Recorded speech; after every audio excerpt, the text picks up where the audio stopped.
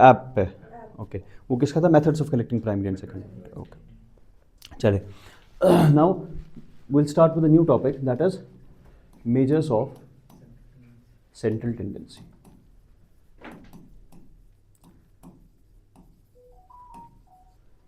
अब ये चैप्टर आपका जो है इंपॉर्टेंट दोनों तरीकों से बनेगा, ठीक है। एक तो इसका थ्योरी भी इंपॉर्टेंट रहेगा और उसके जो न्यूमेरिकल्स हैं वो भी इंपॉर्टेंट रहेंगे, बिकॉज ज़्यादातर आप देखेंगे इस एग्जाम में, इस वाले टॉपिक में ज़्यादा न्यूमेरिकल क्वेश्चन जो है वो टारगेट होते हैं, ठीक है। आपसे पूछा जाएगा कि आप हमें मीन निकाल के दे दीजिए, मीडियन निकाल के दे दीजिए, मोड निकाल के दे दीजिए, ठीक है। बट इसमें से अच्छे खासे कंसेप्चुअल थ्योरी के क्वेश्चंस भी बन सकते हैं। समझ आ गया? हम दोनों चीज़ों पे फोकस करेंगे, पहले थ्योरी पे, थ्योरी स्ट्रॉन्ग करेंगे, फिर न्यूमेरिकल पोर्शंस करेंगे, ठीक है। Now see what do you mean by this central tendency? शाबाश, let's understand what do you mean by this central tendency. देखिए सेंट्रल टेंडेंसी क्या होता है। Central tendency means, for example, if I tell you that this is a class and there are 50 students in this class. How many students? 50 students in this class, ठीक है। अब ये 50 students जो है, मान के चले ये एक एग्जाम दे रहे हैं, ठीक है, और इस एग्जाम में ये कुछ ना कुछ मार्क्स स्कोर करेंगे, ये सर, ठीक है। अब अगर मैं वो डेटा जो है वो आपके सामने दे दूं कि ये 50 स्टूडेंट्स का जो है it is the score, it is the marks scored by the different candidates, will you be able to evaluate the level of this class at one go? नहीं। और अगर आपको समझ भी आ गया, let me suppose this is another class, this is section A and this is section B, यहां पर भी वही 50 स्टूडेंट्स है, ठीक है, वो भी एक सेम एग्जाम दे रहे हैं। अब आपने दोनों के जो रिपोर्ट कार्ड्स है वो आपके हाथ में है, but it is of all the 50 candidates, and if I put it like this, this is not class A, this is university A and this is university B and this is 500 students and I will give you the result of these 500 students. क्या आप मुझे बता पाओगे कौन सा जो class, कौन सा जो यूनिवर्सिटी है, कौन सा जो क्लास है वो बेटर परफॉर्म कर रहा है? नहीं, बहुत मुश्किल होगा आपके लिए। तो हमने क्या कहा, जब भी हमारे पास डेटा काफी ज्यादा होगा, हम चाहते हैं कि इस डेटा का क्या हो, एक ऐसा वैल्यू हो, एक ऐसा न्यूमेरिकल वैल्यू हो जो इस पूरे डेटा को रिप्रेजेंट कर सके। एक ऐसा वैल्यू किसी भी तरीके से आप निकालो, ठीक है, एक ऐसा वैल्यू जो इस पूरे डेटा को रिप्रेजेंट करे, और एक ऐसा वैल्यू जो इस पूरे डेटा को रिप्रेजेंट करे। आपको नहीं लगता, फॉर एग्जांपल, अगर ये वाला मुझे वैल्यू आ गया 12.6 फॉर एग्जांपल, और ये वाला मुझे वैल्यू आ गया 13.8, कांट आई से 13.8 is better than 12.6 and I can make the conclusion, दोनों के बारे में मैं कंक्लूजन बना सकता हूं सिर्फ एक वैल्यू के बेस पे। अगर मैं आपको पूरे 500 स्टूडेंट्स का रिजल्ट दूं, is it possible for you to make these conclusions, to make these comparisons? तो ये कंपैरिजन जो है ये कब पॉसिबल हो रहा है आपके लिए? आपके लिए इजी कंपैरिजन कब पॉसिबल हो रहा है? जब मैंने यहां से भी एक रिप्रेजेंटेटिव वैल्यू दिया, मैंने यहां से भी एक रिप्रेजेंटेटिव वैल्यू दिया, and then you compared these two representative values and you said 13.6, 13.8 is better than 12.6। समझ आ गया कि नहीं? आपको नहीं लगता इस एक वैल्यू के बेस पे आप अपनी, for example, if I tell you these are 500 students, this is not 12.6, this is, let me suppose, only 2.6, ठीक, ये 2.6 है, ये 13.8 है। आप कहोगे नहीं सर, कुछ ना कुछ तो करना पड़ेगा इसके लिए, ठीक है, maybe teaching techniques improve करनी पड़ेगी, पढ़ाना अच्छे से पड़ेगा, एग्जाम्स लेने पड़ेंगे, because we need to improve it drastically. अब ये चीज आपको कैसे समझ आ गया? उसी वैल्यू से, वो जो रिप्रेजेंटेशनल वैल्यू है, उसी रिप्रेजेंटेशनल वैल्यू को हम क्या कहेंगे? Central tendency. So it is that representational value, ये एक ऐसा वैल्यू है which becomes the representative of the entire data series, ठीक है। So I can say a value that is the representation of an entire data set. Value that is the representation of an entire data set. समझ आ गया? पूरे data set का एक ही value आप मुझे बताइए, उस वैल्यू को हम क्या कहेंगे? That value is called as central tendency. यहां तक क्लियर हो गया? समझ आ गया? Now central tendency is actually a concept. This concept says that जब भी आपके पास कोई भी डेटा सेट होता है, ध्यान से देखो, why you use the word central, ये लिखा आपने पहले, value that is the representation of the entire data set. Notes में दे दूंगा, ठीक है, लेक्चर्स में जो जो आपको इंपॉर्टेंट लगे वो आप मार्क करते जाइए। Written notes I send it after 2-3 lectures, थोड़ा सा बनना भी चाहिए, उसके बाद I send you written notes, ठीक है। यहां तक फिलहाल क्लियर हो गया। If someone asks you what is central tendency, आप कहोगे सर सेंट्रल टेंडेंसी एक ऐसा वैल्यू है जो पूरे डेटा का क्या बनता है, रिप्रेजेंटेटिव बनता है। समझ आ गया। बट वो रिप्रेजेंटेटिव किस तरीके से निकाले, how to calculate that, how to find out that representational value, the ways, the methods that you will use to calculate this representation value is called as measures of central tendency. समझ आ गया। आप लिख लीजिए इसमें the methods which we employ to calculate that representational value, the methods which we use to calculate that representational value are called as measures of central tendency. The methods that we use to calculate that central value is called as measures of central tendency.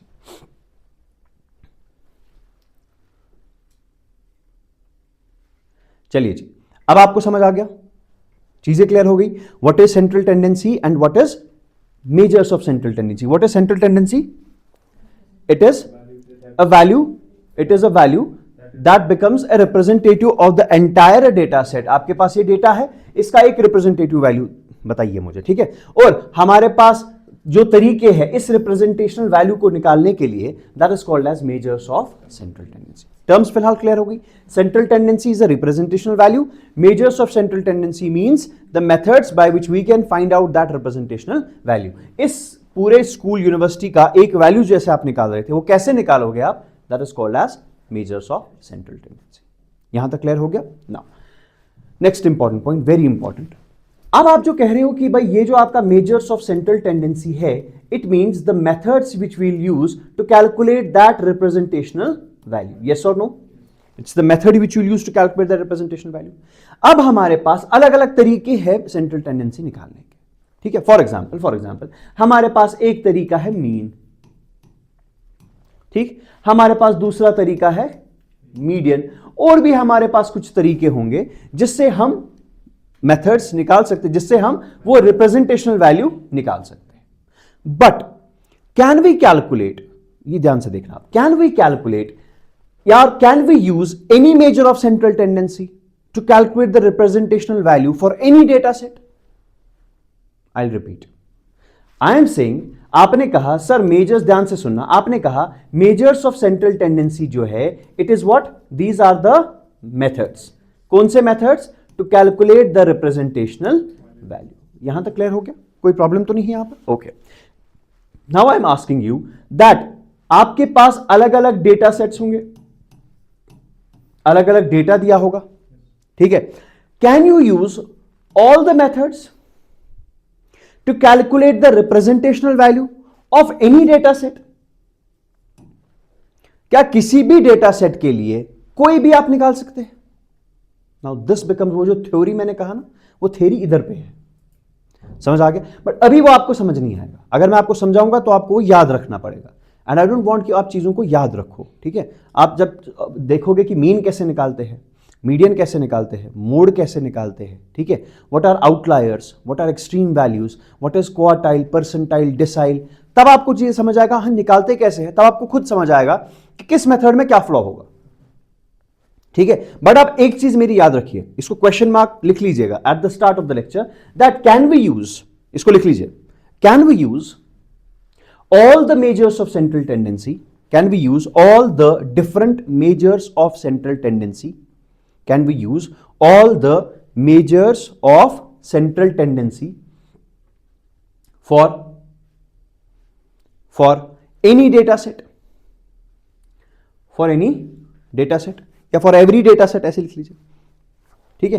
क्या मैं कोई भी major of central tendency use कर सकता हूं, या क्या मैं सारे measures of central tendency use कर सकता हूं किसी भी डेटा का जो है वो रिप्रेजेंटेशनल वैल्यू निकालने के लिए? The answer will be a clear cut no. और वही आपको देखना है कि किस टाइम पर कौन सा मेजर ऑफ सेंट्रल टेंडेंसी आप यूज करेंगे।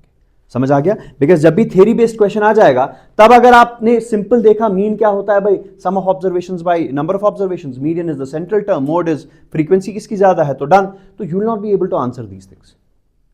फिलहाल समझ आ गया? आप कह रहे हो कि देयर आर बहुत सारे measures of central tendency, yes और no?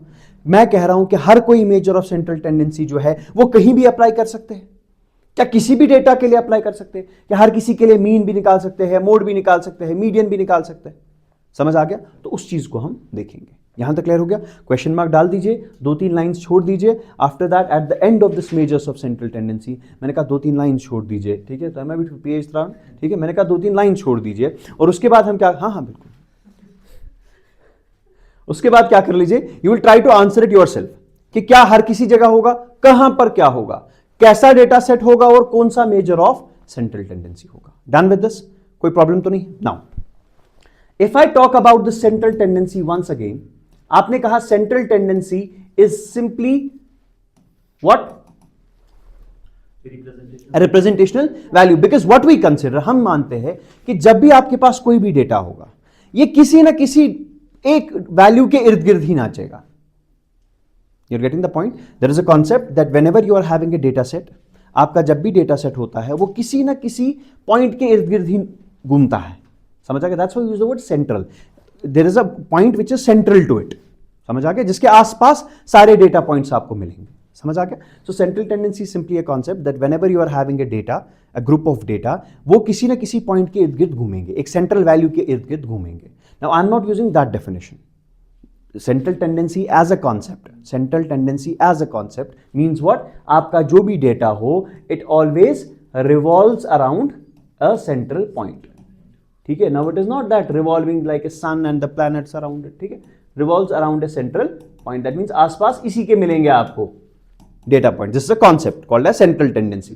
But how we understand central tendency? We say that central tendency is what? कि जब भी आपके पास कोई डेटा होगा, उस डेटा का क्या होगा? हमेशा एक रिप्रेजेंटेशनल, वही रिप्रेजेंटेशनल वैल्यू जो है वो यहां पर सेंट्रल पॉइंट डिस्कस हो रहा है। ठीक है? विल एक्सप्लेन इट थोड़ा फर्दर, बट फिलहाल के लिए यू अंडरस्टैंड कि सेंट्रल टेंडेंसी जो है it is a representational value of a data. एक डेटा के लिए एक रिप्रेजेंटेशनल वैल्यू, उसको हम कहेंगे सेंट्रल टेंडेंसी। निकालेंगे कैसे representational value? Measures of central tendency. यहां तक क्लियर हो गया? कोई डाउट तो नहीं है? अब आ जाइए, हमारे पास जो सेंट्रल टेंडेंसी है ये 2 टाइप्स के हैं। कितने टाइप्स के हैं? 2 टाइप्स की। See we sometimes say central tendency as average as well, but not that mathematical average sum divided by number. ठीक है? एवरेज ऑल्सो मीन्स कि सबका एक वैल्यू क्या होगा। आप मुझे ये नहीं बोले, आप मुझे बताइए for example we say that what is the average income of all, मतलब सबका नहीं मुझे बताओ, सबका आपको क्या लगता है क्या होगा? समझा? एक डेटा सिंपल पॉइंट क्या होगा? ठीक है? We sometimes use them interchangeably. ठीक है? But will use only central tendency term. ठीक है? Central tendency is of 2 types. One is called as mathematical central tendency, mathematical central tendency, and the second one is positional central tendency. है तो बहुत सारे किस्म के सेंट्रल टेंडेंसीज, ठीक है? बट हमारे एग्जाम के लिए हमारे पास 2 ही सेंट्रल टेंडेंसीज है which we need. One is called as mathematical central tendency and second one is called as positional central tendency. ठीक है? अब आप कहेंगे कि ये जो आपने डिवाइड कर दिया सेंट्रल टेंडेंसीज को 2 टाइप्स में, मैथमेटिकल सेंट्रल टेंडेंसी और पोजिशनल सेंट्रल टेंडेंसी, सर ये किस बेस पे किया आपने? व्हाट वाज द लॉजिक कि आपने इसको डिवाइड किया? आपको याद है वो टेबल्स का हमने किया था, on the basis of construction. समझ आ गया? Simple and complex, on the basis of originality, original and derived. ठीक है? On the basis of purpose. ठीक है? General purpose and special purpose. तो किसी न किसी बेसिस पे आप चीजों को डिवाइड करते हैं। तो ये जो मैंने सेंट्रल टेंडेंसी के 2 हिस्से किए, एक को कहा मैंने मैथमेटिकल सेंट्रल टेंडेंसी और दूसरे को क्या कहा मैंने? सर ये किस बेस पे आपने डिवाइड किया? It is on the basis of how you calculate that central term. देखो, आपका एक डेटा है, आप उसको रिप्रेजेंट करने के लिए एक वैल्यू मिलेगा ना आपके पास, वो एक वैल्यू आप लाओगे कहां से? वो एक वैल्यू लाओगे कैसे?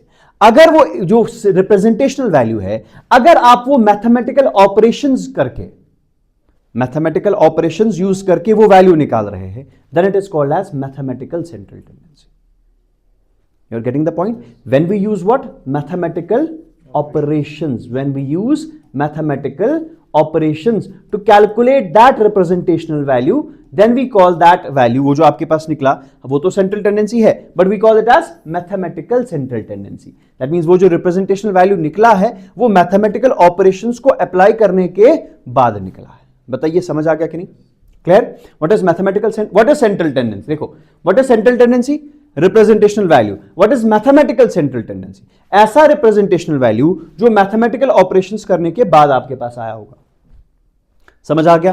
And there is a thumb rule in mathematics और स्टैटिस्टिक्स, जो भी आप कहो, that whenever you apply mathematical operations on something, whenever you apply mathematical operations on something, आपका जो नंबर है उसका आप वैल्यू कंसिडर कर रहे हो. एक सेकेंड समझिएगा. फॉर एग्जाम्पल, इफ आई से दिस इज 6, 8 एंड 12, समझना, ठीक है? 6, 8 and 12. I ask you, can you tell me which number is at the center? आप बोलोगे 8. At this time you are not considering the value of the number, you are considering the position of the number. 6 फर्क नहीं पड़ेगा. समझ आ गया? 6 की जगह अगर लेट मी सपोज 12 की जगह अगर 120 भी होता तब भी आप सेंट्रल पॉइंट पे 8 को ही कहते. समझ आ गया? तो 6, 8, 120 होने का एग्जैक्ट वैल्यू हम कंसिडर नहीं करें. But if I tell you at the values, तो 6 का भी इनहेरेंट वैल्यू आ जाएगा, 8 का भी इनहेरेंट वैल्यू आ जाएगा और 12 का भी इनहेरेंट वैल्यू आ जाएगा. तो जहां पर आप मैथमेटिकल ऑपरेशंस यूज करते हो, that means you are considering the inherent value of that number. समझ आ गया? तो इस वाले सेंट्रल टेंडेंसी में क्या होगा? वैल्यू के इनहेरेंट नंबर से वो जो वैल्यू है वो निकल के आएगा. Point number 1. Point number 2, every value will have its say. For example, if I say 7, 12 and 15, which one is the central value? 12. 7, 12, 18, which is the central value? आपने कोई नंबर चेंज किया, क्या आपके सेंट्रल वैल्यू निकालने में कोई problem हुआ? Answer तब भी वही आया. आप देखो, 7, 12, 15, central value 12, 7, 12, 18, central value is, you changed some values but the overall central value जो है वो चेंज नहीं हुआ. बट अगर आप मैथमेटिकल सेंट्रल टेंडेंसीज में अप्लाई करते हैं, 7, 12, 15 would have given you a different value and 7, 12, 18 will have given you a different value. You're getting the point? समझ आ गया? जहां पर हर किसी वैल्यू का अपना इंपॉर्टेंस होगा, that is called as mathematical central tendency, or when you use mathematical operations to calculate that representational value. But if you are not using mathematical operations, अगर आप mathematical operations use नहीं कर रहे, in a sense, वो नहीं कि आपका कोई mathematical plus भी यूज नहीं होगा. मैं कह रहा हूं हल्का सा, in a sense you can say, you can rule it out कि जहां पर आप mathematical operations यूज नहीं करते. समझ आ गया? That is called as what? Positional central tendency. Or in other words, if I'll say, this will be quite rude to say where you don't use any mathematical operations.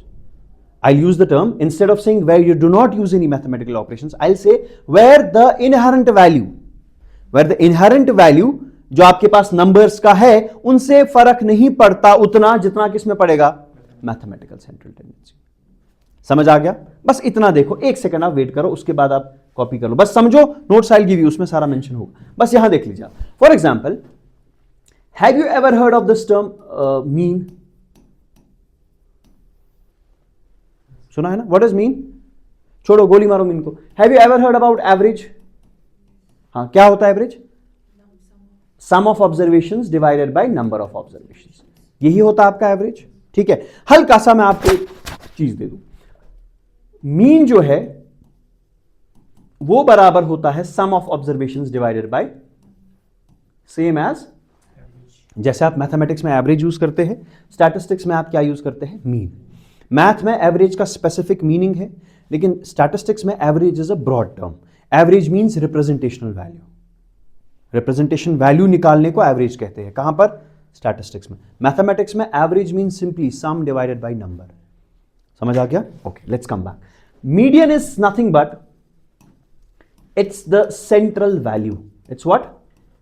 The central value or the midpoint. Central value or the midpoint. हल्का हल्का सा देखेंगे. Mode is nothing but value with highest frequency. समझ आ गया? यहां तक clear हो गया? समझ आ गया आपको कि क्या चीज क्या है? यही पढ़ना है आपको, बट अब थोड़ा सा खोल के पढ़ना है. ठीक है. अब आप मुझे बताइए, 2, 4, 6. Sir, can you calculate its mean? आप बोलोगे सर 6 + 4 + 2 ऐसे ही करोगे ना, so mean will be how much 4। यहां तक क्लियर? आपने किया ना 2, आपने ऐसे लिखा mean is equal to sum of observations divided by 1 2 3, ठीक। और आपने कितना निकाला मीन आपका 4 आ गया, ठीक है। जरा मुझे बताइए इसका मीडियन कितना है? 2 4 6 का मीडियन कितना होगा? Central value, that is 4. If it is 2 4 6 6, what will be the mode? 6. Mode is 6 because 6 कितनी बार एग्जिस्ट कर रहा है? सबसे ज्यादा बार। जो सबसे ज्यादा बार एग्जिस्ट करेगा उसी को मोड कहते हैं, ठीक है। बस हल्का I am making you explain this thing, ठीक है। देख लो, समझ आ गया? मीन कैसे निकालते हो आप? सबको ऐड करके डिवाइडेड बाय नंबर, मीन निकल गया। मीडियन मतलब सेंट्रल वाला वैल्यू, मोड मतलब। अब मुझे बताओ इन दो चीजों में क्या आपने कहीं जगह कोई मैथमेटिकल ऑपरेशन अप्लाई किया? नहीं। बट कभी कभी क्या होता है, whenever there is a conflict in a sense, for example this is 2 4 6, आपने सेंट्रल टर्म निकाल लिया दैट इज 4, कभी कभी होता है 2 4 6 8, कोई सेंट्रल टर्म है नहीं, है ना। तो यहां पर हल्का फुल्का मैथमेटिकल ऑपरेशंस करना पड़ेगा to determine that value. But overall as a concept does it involve any mathematical operation? हाँ, अब जहां पे कंफ्लिक्टिंग सिचुएशन आएगी वहां कोई ना कोई तो डिसाइड करना है, तो वहां उसके बाद मैथमेटिकल ऑपरेशन यूज होंगे। But in itself as a concept, क्या आपको मीडियन में कहीं मैथमेटिकल ऑपरेशन लगा? क्या इधर कोई मैथमेटिकल ऑपरेशन, कोई ऐड सब्ट्रैक्ट डिवाइड मल्टीप्लाई, कुछ नहीं हुआ। So can I say these two are your positional central tendencies and this one is your mathematical central tendency. समझ आ गया कि नहीं? सो कैन आई से जो मेरे पास ये मैथमेटिकल सेंट्रल टेंडेंसी है, इट इज व्हाट? मीन। और मीन के भी कुछ टाइप्स होते हैं जब हम आगे पढ़ेंगे, ठीक है। मीन अकेले मीन नहीं होता। मीन आपके पास कभी अर्थमेटिक मीन, कभी ज्योमेट्रिक मीन, कभी हार्मोनिक मीन, कभी कंबाइंड मीन, कभी वेटेड मीन, ठीक है। तो इसके बहुत सारे टाइप्स है, वो बाद में देखें। वो सारे किस में आ जाएंगे? Mathematical central tendency. और पोजिशनल में क्या आ जाएगा आपका? Median and. समझ आ गया? फिलहाल मैंने दो ही चीजें लिखी, मीडियन एंड मोड, लेकिन इसमें और भी चीजें हैं, ठीक है। जो मैंने आपको कहा परसेंटाइल, डिसाइल, क्वार्टाइल, ठीक है। अभी मैं उसको यहां लाने जो है वो अच्छा वो नहीं लगेगा सही, ठीक है। अभी फिलहाल आप इतना रहने दीजिए, ठीक है। यहां तक क्लियर हो गया? समझ आ गया? कोई प्रॉब्लम तो नहीं है यहां तक? Now can you tell me what is a central tendency quickly? Central tendency is a representational value of a data. बहुत डेटा सेट का मतलब बहुत सारे डेटा का एक वैल्यू अगर रिप्रेजेंटेशनल होगा, that's called as central tendency. What is measures of central tendency? If you want to find out that representational value, that is methods of central tendency. There are two types of central tendencies. One is mathematical central tendency and second one is positional central tendency. Can you tell me what is mathematical central tendency? If you are using mathematical operations to calculate that central value, ठीक है। Although this is not the specific definition which I require, but फिलहाल के लिए आपकी understanding के लिए I need this one, where you don't require any mathematical operations. But can I also say जहां पर आपके वैल्यूज का इनहेरेंट नेचर जो है, इनहेरेंट वैल्यू जो है वो हम कंसिडर करते हैं मैथमेटिकल में। यहां पर पोजिशनल में नहीं, यहां पर प्लेस से फर्क पड़ता है। फॉर एग्जाम्पल 6 से 12 सेंट्रल कौन सा है या सबसे ज्यादा बार कौन आ रहा है, वैल्यू से कोई फर्क नहीं पड़ता। हमें दो चीजों से फर्क पड़ता है, कहां पर हो, लोकेशन कहां पर है आपकी, एंड सेकेंड इज कि कितनी बार एग्जिस्ट कर रहे हो। लोकेशन कहां पर है आपकी, दैट इज मीडियन, और कितनी बार एग्जिस्ट कर रहे हो, that is called as mode. यहां तक क्लियर हो गया? इसमें कोई प्रॉब्लम तो नहीं है? Now will start with the first one, that is your mean. So the first one जो आपका पहला मेजर ऑफ सेंट्रल टेंडेंसी है, that is called as mean. समझ आ गया? Now can you tell me what do you mean by mean? शाबाश।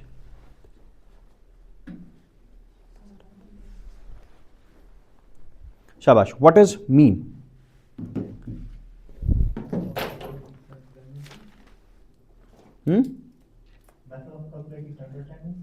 हाँ, वो तो है रे यार, वो तो है ही, वो तो हर किसी में आ जाएगा। आप बोलोगे मैं आपसे पूछूंगा मीडियन क्या है, आप बोलोगे सर मेथड ऑफ कैलकुलेटिंग, वो तो है ही, वो तो मान लिया मैंने। चलो आपका भी मानेंगे, ठीक। छोड़ो वो क्या लिखेंगे, वो तो पता ही है उसी के अंदर। चलो व्हाट इज मीन?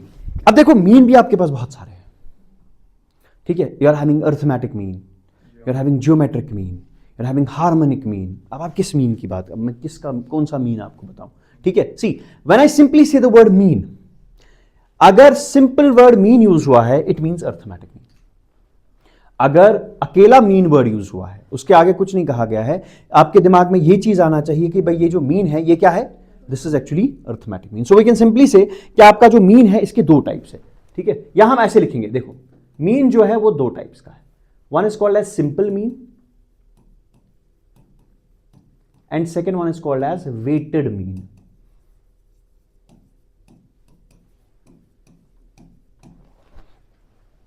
ठीक है, one is simple mean and second one is weighted mean.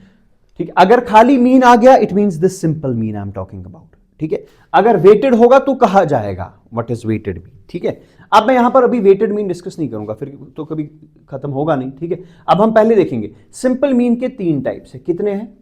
तीन types. One is called as arithmetic mean, one is called as arithmetic mean, the second one is called as geometric mean, and the third one is called as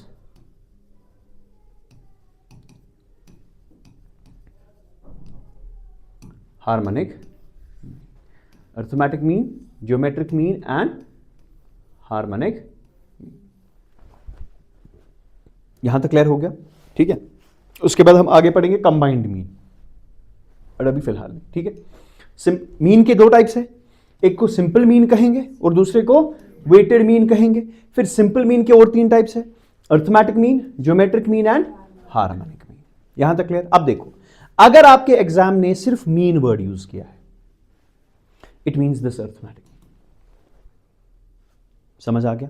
so whenever in your exams they will write the word mean, it actually means they are saying arithmetic, and this is the first major of central tendency that we have to understand. समझ आ गया? Now before going into depths of mean कि arithmetic mean होता क्या है, कैसे calculate करेंगे, अब हमारे पास देखिए, क्या आपको ये चीज पता है कि हमें पता है कि हमारा सीरीज जो है, ये जो हमारा डेटा है, ये एक्चुअली दो टाइप्स का है। One is called as data without frequency, है कि नहीं? उस डेटा में फ्रीक्वेंसी का जिक्र जो है वो नहीं किया होगा। And the second type is what? Data with frequency. यहां तक समझ आ गया? सर इसमें कौन सा टाइप आ जाएगा आपका? इसमें आ जाएगा आपका इंडिविजुअल सीरीज। कौन सा आ जाएगा? Individual series. इंडिविजुअल सीरीज क्या होती है? जहां पर हर कोई वैल्यू जो है वो इंडिविजुअली लिखा गया हो, 2, 4, 8, 9, 10, 12 ऐसे लिखा गया हो। ठीक है, ओके। और डेटा विद फ्रीक्वेंसी में आपके पास क्या आएगा? आपके पास दो चीजें आएंगी सर। कौन कौन सा चीज आएगा? शाबाश। One is called as discrete series. What is discrete series? जहां पर आप क्या करेंगे, आप अपने वैल्यूज को एक साथ लिखेंगे विद फ्रीक्वेंसी। फॉर एग्जांपल 2 कितनी बार एग्जिस्ट कर रहा है? Can I say individual series is like this, 2, 4, 7, 12, 8, 9। Can I say discrete series is like this, where this x is the observation, कि कौन सी ऑब्जर्वेशन है? For example 4 existing 3 times, 8 existing 2 times. This series was actually like this, 4, 4, 4, 8, 8। ये actually individual series ही हुआ करती थी पहले। मैंने कहा चूंकि एक वैल्यू बहुत बार एग्जिस्ट कर रहा है, मैं इसको अलग अलग क्यों लिखूं? क्यों ना मैं 4 जो है, जो 3 बार एग्जिस्ट कर रहा है, मैं लिखूंगा यहां पर 4, दैट्स द ऑब्जर्वेशन। और कितनी बार एग्जिस्ट कर रहा है? 3 बार, तो 3 बार। It actually means 4, 4, 4। समझ आ गया? एंड 8 कितनी बार? मैंने लिखा 8 2 बार। So this is nothing but an improvisation over this. इसको थोड़ा सा कंप्रेस करेंगे तो ये वाला डेटा बनेगा। समझ आ गया? यहां तक क्लियर हो गया? तो इसको तोड़ के आप इंडिविजुअल सीरीज भी बना सकते हैं, है ना? And next type is called as what? Continuous series. Continuous series में क्या होगा? आपके पास एक क्लास दिया होगा, 0 से लेकर 10 तक 4 बार, 10 से लेकर 20 तक 3 बार, 20 से लेकर 30 तक 6 बार। समझ आ गया कि नहीं? और आप ये देखो, ये हमें पढ़ना था यहां पर मेजर ऑफ सेंट्रल टेंडेंसी में, लेकिन ये हम ऑलरेडी पढ़ चुके हैं। इंडिविजुअल सीरीज भी पढ़ चुके हैं, डिस्क्रीट भी पढ़ चुके हैं, कॉन्टिन्यूअस भी पढ़ चुके हैं। यहां तक कि कॉन्टिन्यूअस में हम भी पढ़ चुके हैं। हमने कहा exclusive series, inclusive series, open ended series, याद है? More than series, less than series. लेकिन याद रखिएगा, जब भी आपको मीन, मीडियन, जो भी चीज है, जो भी निकालना होगा, आई रिक्वायर एक्सक्लूसिव सीरीज। मुझे कौन सी सीरीज चाहिए? Exclusive series. Now tell me, if the data is given in inclusive series, उसको बनाना पड़ेगा। ठीक है, आई टेल यू, चलो वो बाद में देखेंगे, हम डायरेक्ट भी कर सकते, आई टेल यू, चलो छोड़ो अभी इस पॉइंट को डिस्कस नहीं करेंगे, दिस विल कंफ्यूज यू। यहां तक फिलहाल क्लियर हो गया।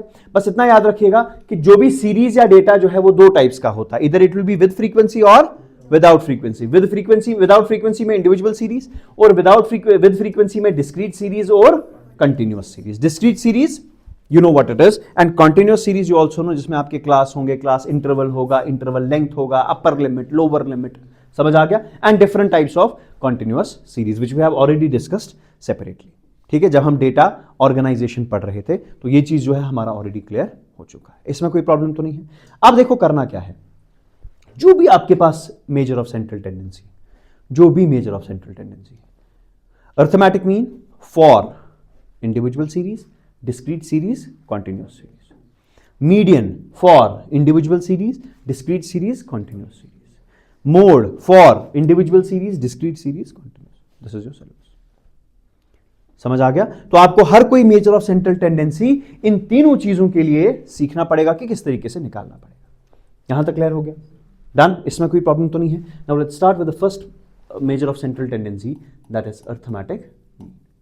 Either you right arithmetic mean और यू सिंपली राइट मीन। ठीक है, या तो अर्थमेटिक मीन लिख लो, बिकॉज आई टोल्ड यू जहां पर मैं खाली मीन लिखूंगा दैट इज अर्थमेटिक मीन। ठीक है, so in place of arithmetic mean you can simply write down mean. So give the heading mean.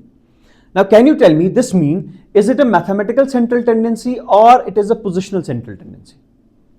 शाबाश, it's a mathematical central tendency. हमने देखा ना, मैथमेटिकल सेंट्रल टेंडेंसी में एक ही आएगा, दैट इज मीन, और पोजिशनल में बाकी सारे आएंगे। ठीक है, so can you write down the first thing that mean it's a method of mathematical central tendency? लिख सकते हैं?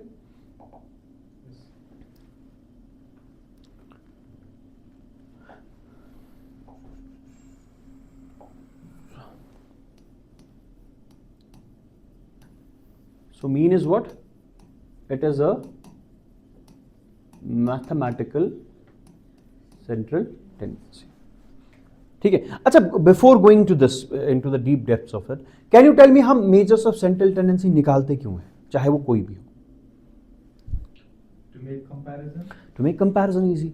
ठीक है, फॉर एग्जांपल कल को जाके ऑल इंडिया लेवल पे हमें कोई पॉलिसी बनानी है, उस पॉलिसी के लिए हमें डेटा चाहिए, लेकिन क्या मैं वो सारा डेटा पढ़ पाऊंगा? नहीं, हमें बताइए वो वैल्यू, उस वैल्यू को मैं स्टडी करके I frame out the policies. Comparison easy होता है, समझ आ गया? आपकी अंडरस्टैंडिंग बहुत सिंपल हो जाती है एक डेटा सेट को रिलेटेड। ठीक है, so these are, you will be able to understand. खुद ही जब चैप्टर खत्म हो जाएगा आपको खुद समझ आएगा कि हम सेंट्रल टेंडेंसी निकाल क्यों रहे हैं। ठीक है, rather than I making you write कि what why we use central tendency, it is better to at the end of the chapter just write a simple question कि हम ये सेंट्रल टेंडेंसीज क्यों निकाल रहे थे।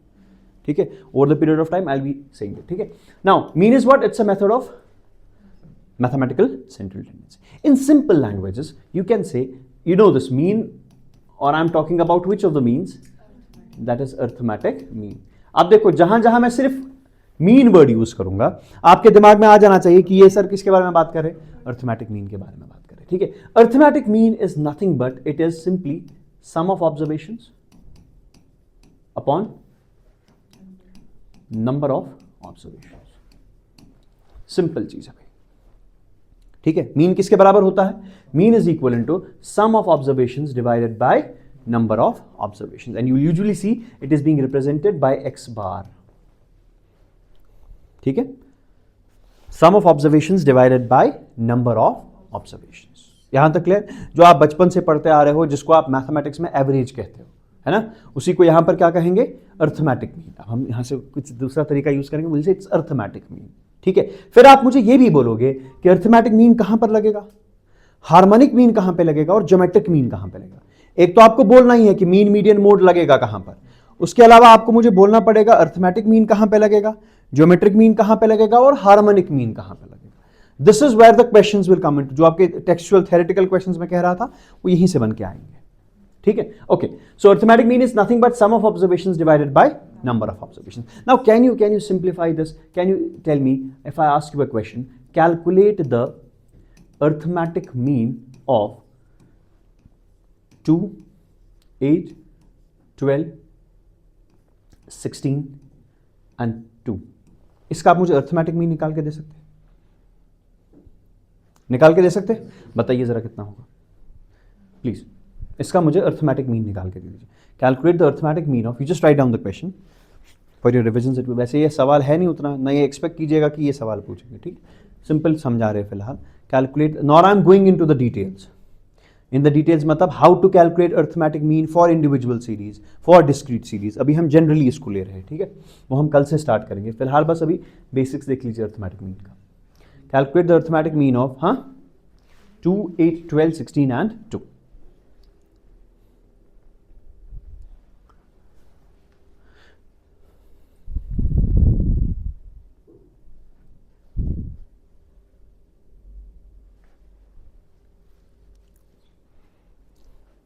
शाबाश, कितना आ रहा है?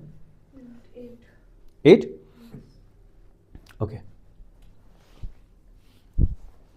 ठीक है। So 40 will be the sum, 40 divided by 5 and that is how much? 8. So can I say arithmetic mean is equivalent to 8? और I'll say कि इस सीरीज का एक वैल्यू आ गया जो पूरी सीरीज को रिप्रेजेंट करेगा and that value is 8. यहां तक क्लियर हो गया? So arithmetic mean for this case is 8. Okay. Now if I ask you you write down the next question. The arithmetic mean of 6, 4, 11, 9 and x is 40. Is 40 ज़्यादा हो जाएगा, x is 10. Calculate value of x. मैं कह रहा हूं आपको कि 6, 4, 11, 9 और x, ठीक है, इसका जो अर्थमेटिक मीन निकल के आ रहा है that is coming out to be 10। हमें बताइए वो जो x है वो क्या रहा होगा? What should have been the value of x?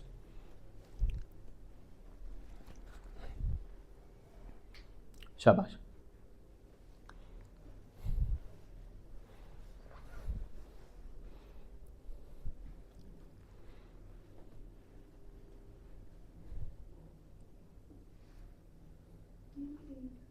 हम्म, 8 ही आएगा। कैसे? शाबाश। 40 कहाँ चला है? 10 नहीं है x को। 6, 4, 11, 9 एंड x, इनका मीन है 10।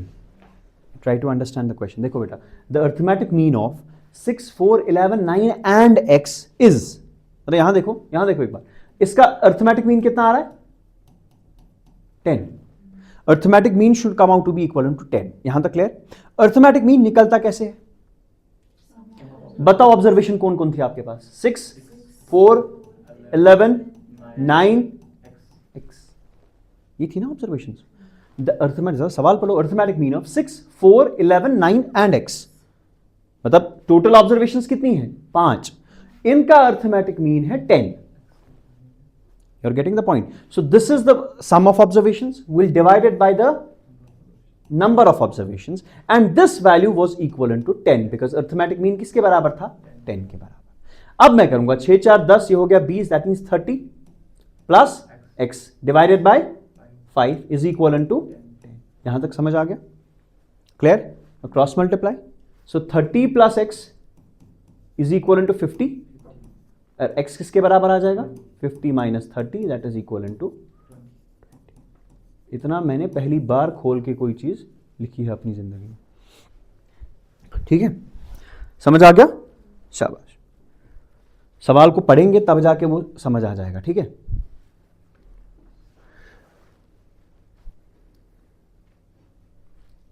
क्लियर हो गया? So you can get a question like this कि अर्थमेटिक मीन इन ऑब्जर्वेशंस का इतना है, तो आपको वो वाली ऑब्जर्वेशन भी जो है वो इंक्लूड करनी है वहां पे। समझ आ गए? यहां तक क्लियर हो गया? कोई प्रॉब्लम तो नहीं है यहां पर? ठीक है, if I give you another question will you be able to solve? आराम से। ठीक है, बट ये समझ आ गया, इसको रिपीट करने की जरूरत तो नहीं है। ठीक है, अभी मैं बहुत रिपीट भी कर सकता हूं, कोई प्रॉब्लम भी नहीं है बिकॉज नया है अभी। ठीक है, but the moment you will go inside फिर ज़्यादा इतना एक्सप्लेन करने की जरूरत नहीं पड़ेगी। ठीक है, write down next question. The arithmetic mean of 12, 15, 13, 8 and y is 20. Calculate value of y.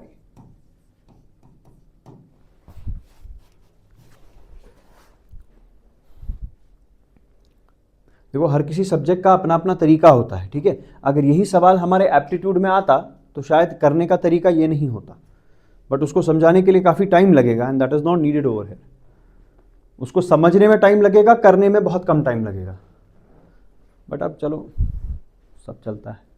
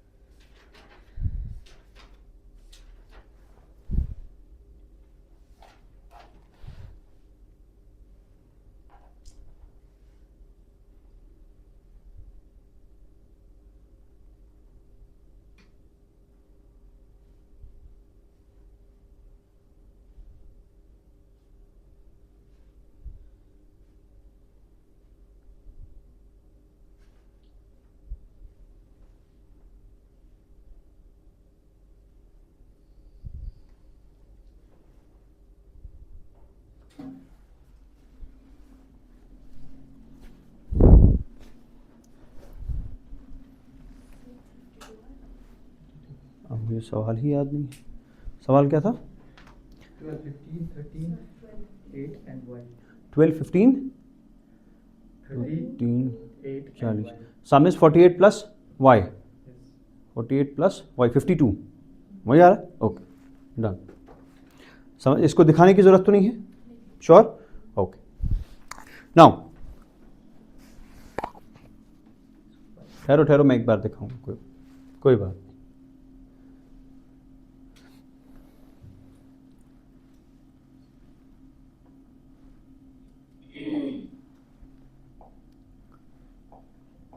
देखो आपको क्या दिया गया था? अर्थमेटिक मीन ऑफ किस किस का? शाबाश। 12, 15, 13, 8 and y is how much? 20। ठीक है, इसका अर्थ देखो, ये सारी ऑब्जर्वेशन है, डोंट इग्नोर दिस y को लेकर अर्थमेटिक मीन है 20, बट अर्थमेटिक मीन निकलेगा कैसे? जब आप इन सब को ऐड करोगे, दैट मीन्स 12, 15, 13, 8 और y, इसको जब आप ऐड करोगे और उसको डिवाइड करोगे, ये कितने हैं? कितने आ रहे हैं? 5, और वो कितना है? 20। ठीक है, ये हो गया 10, 20, 30, ये हो गया 40, that is 48 plus y is equal to 100। देखो इसको यहां लिया तो मल्टीप्लीकेशन में चला जाएगा, डन। इसको देखो ये यहां चला जाएगा तो मल्टीप्लीकेशन में चला जाएगा, क्रॉस मल्टीप्लाई। ये अपनी जगह रहेगा और ये यहां चला जाएगा 100, सो y किसके बराबर आ जाएगा? 100 माइनस 48, दैट्स हाउ मच? 52। ठीक है, यहां तक क्लियर?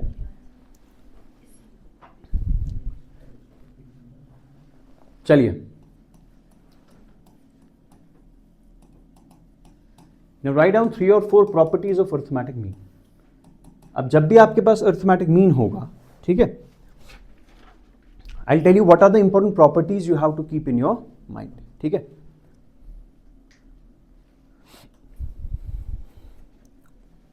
ये दो क्वेश्चंस आप घर पे कर लेना, ठीक है। One is arithmetic mean of 16, 18, 12 and A is 12, calculate. ठीक है, इसको कर लेना घर पे, ठीक है, just write down for your practice. अब देखो what are the properties of arithmetic mean, मतलब अर्थमेटिक मीन जब हम निकालते हैं उनकी क्या क्या खास प्रॉपर्टीज है, देख लीजिए।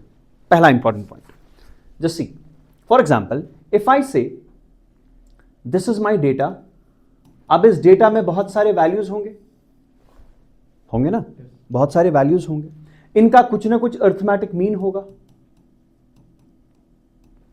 यस और no? The first property says that, अब अगर आपके पास सेम ऑब्जर्वेशंस है, सेम ऑब्जर्वेशंस मतलब सबका वैल्यू क्या है? वो सेम है। अगर आपकी हर किसी ऑब्जर्वेशन का वैल्यू सेम है. For example if I ask you calculate arithmetic mean of 6, 6, 6, 6 and 6, आपको लगता है इसके लिए कोई रिप्रेजेंटेशनल वैल्यू निकालने की जरूरत है? It will B 6 itself. समझ आ गया? जब भी आप अर्थमेटिक मीन ऐसे वैल्यूज का निकालेंगे जो सेम होंगे, उनका अर्थमेटिक मीन भी वही, एक ऑब्जर्वेशन ले लो वही उनका अर्थमेटिक मीन, उनको ऐड डिवाइड करने की जरूरत. अदरवाइज अर्थमेटिक मीन कैसे हम निकालते हैं? Sum of observations divided by number of observations. लेकिन जब आपके पास हर कोई ऑब्जर्वेशन सेम होगी, for example I will ask you calculate the arithmetic mean of 2, 2, 2, ये कितने भी 2 होंगे आपको कोई फर्क नहीं पड़ेगा. कितना होगा अर्थमेटिक मीन? 2 ही होगा, 2 ही होगा, कोई फर्क नहीं पड़ेगा. समझ आ गया? यहां तक क्लियर हो गया पहली प्रॉपर्टी. अगर भाई आप ये, और ये हर किसी चीज के साथ आपको ऑलमोस्ट रहेगा, ठीक है, हर किसी central, because central tendency means what? A representational value. जब ये सारे सेम ही है तो इनको रिप्रेजेंट भी वही नंबर करेगा, एंड ऑब्वियसली ये प्रॉपर्टी किसके साथ भी रहेगी? अर्थमेटिक. ठीक है, so I can write down if each observation of the series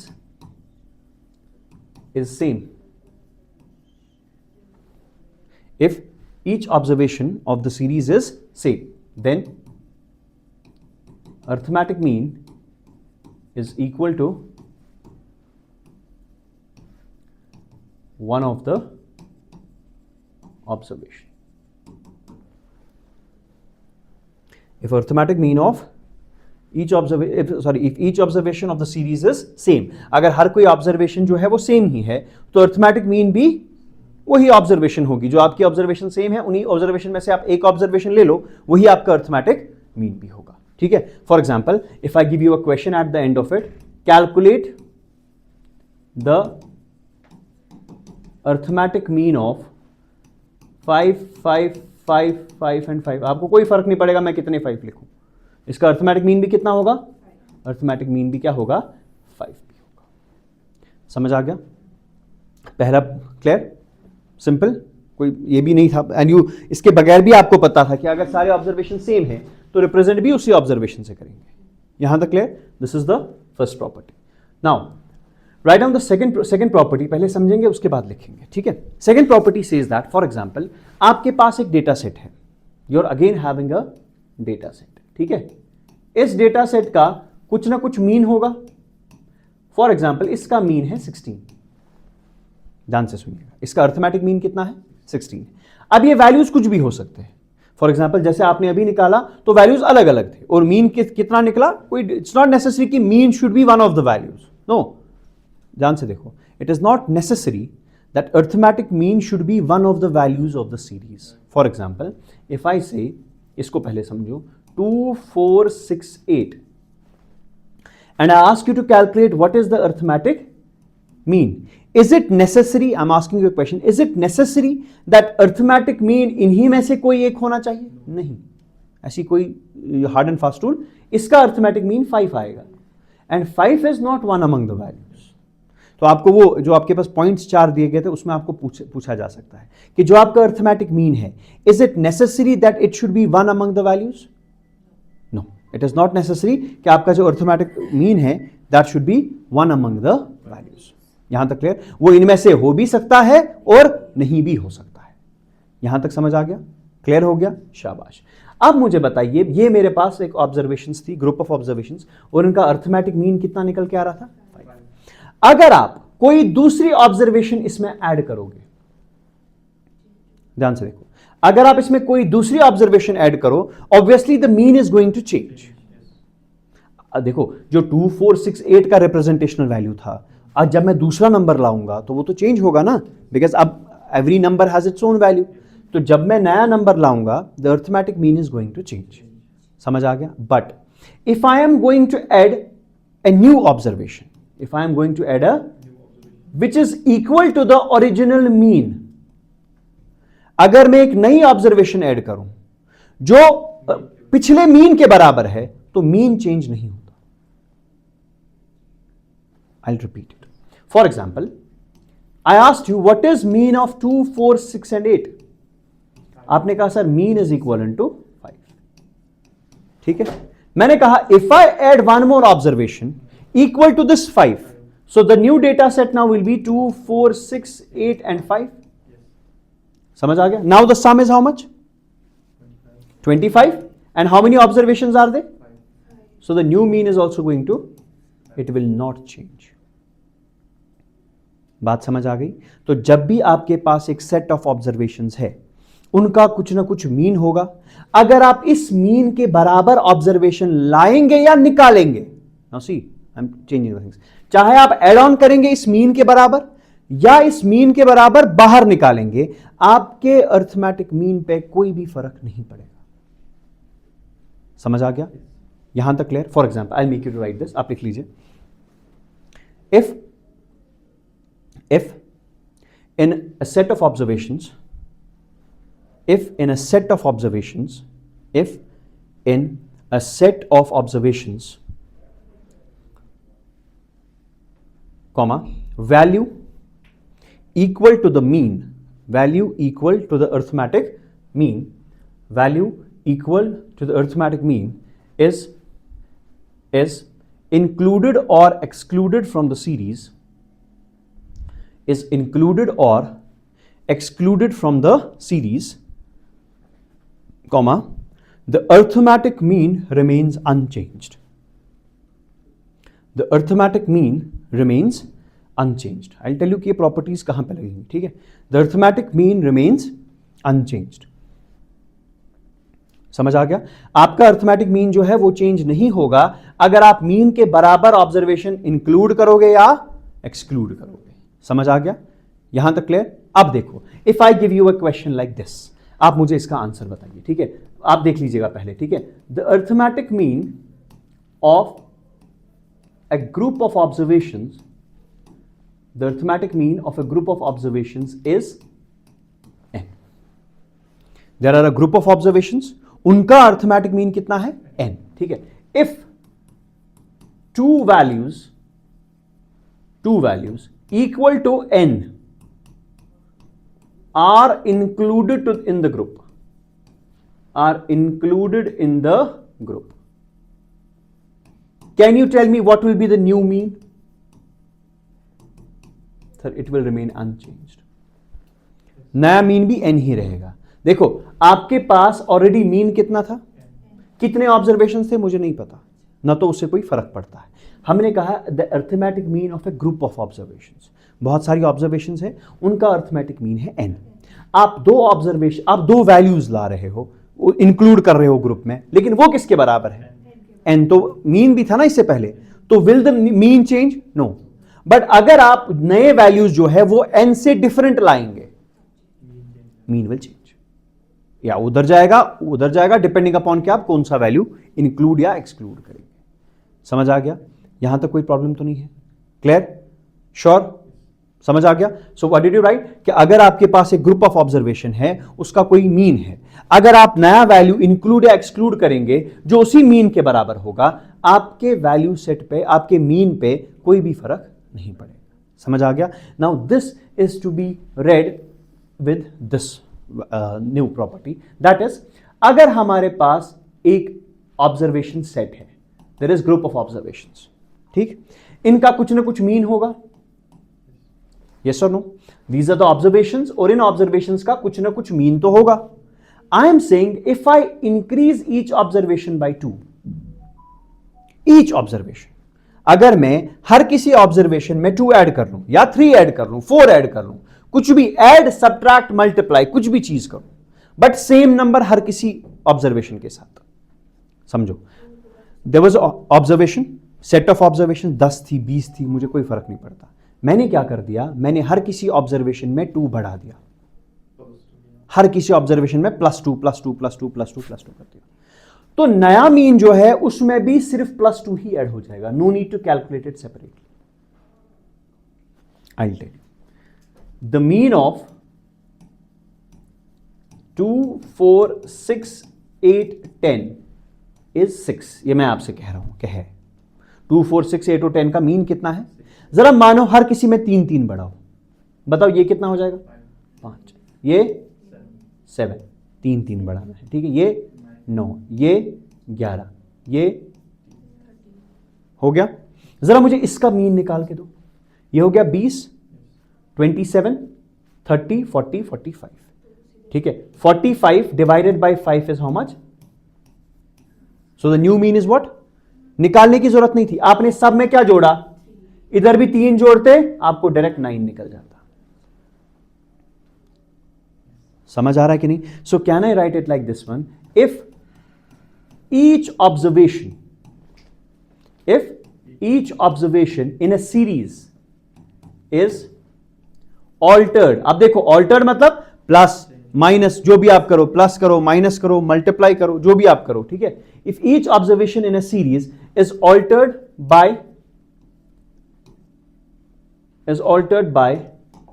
the same value, if each observation in a series is altered by the same value, the arithmetic mean also gets altered in the same manner. The arithmetic mean also gets altered in the same manner. आपका जो arithmetic mean है वो भी उसी तरीके से alter हो जाएगा। समझ आ गया कि नहीं? क्लियर हो गया? प्रॉब्लम तो नहीं है कोई? ये दो ऑब्जर्वेशन, ये दो चीजें समझ आ गई। Now these 3 are most important to you. Number first question was what? जब भी आप ऑब्जर्वेशन निकालोगे सीरीज में, अगर आप से सारी ऑब्जर्वेशन सेम ही है तो भाई अर्थमेटिक मीन भी उतना ही होगा, कोई नया चीज निकालने की जरूरत नहीं है। लेकिन दूसरा क्या था? आपके पास एक डेटा सेट है, उसका कुछ मीन है, अगर आप उसी मीन के बराबर का वैल्यू इंक्लूड या एक्सक्लूड करोगे, आपके मीन पे कोई फर्क नहीं पड़ेगा। कितनी चीजें? 2। तीसरा, अगर आपकी ऑब्जर्वेशंस है, आप सब में कोई वैल्यू इंक्रीज या डिक्रीज कर रहे हो, आपकी अर्थमेटिक मीन जो है वो भी इंक्रीज या डिक्रीज हो जाएगी सेम वैल्यू से। For example, if I give you a question based on this one, देखो, if I give you a question like this, the arithmetic mean of some observations is 36। कितनी observations है मुझे नहीं पता, मैंने कहा the arithmetic mean of some observations is 36। ठीक है, if each observation is subtracted by 2 या is subtracted by 1, if each observation, देखो यहां पर कंडीशन है हर कोई ऑब्जर्वेशन और सेम वैल्यू से, if each observation is subtracted by 1, find new arithmetic mean. Yes, आप बोलोगे पहले कितना था सबका? 36। हर किसी में, पहला कंडीशन हर किसी में हुआ, आप बोलोगे हाँ, क्या हुआ? 1 सब्ट्रैक्ट हुआ, तो पिछले अब अर्थमेटिक मीन जो है उसमें भी 1 सब्ट्रैक्ट होगा and the new arithmetic mean will be how much? 35। समझ आ गया? क्लियर हो गया? अब देखो, if I give you this question, if the arithmetic mean of some observation, या हम इफ नहीं लिखेंगे, the arithmetic mean of some observation is 42। ठीक है, full stop. One value equal to 42 is removed from the series, is removed from the observations. ठीक है, find new arithmetic mean. Same, आपका original arithmetic mean कितना था? 42। अगर आप 42 के बराबर किसी ऑब्जर्वेशन को निकालोगे या इंक्लूड करोगे, मीन पे कोई फर्क?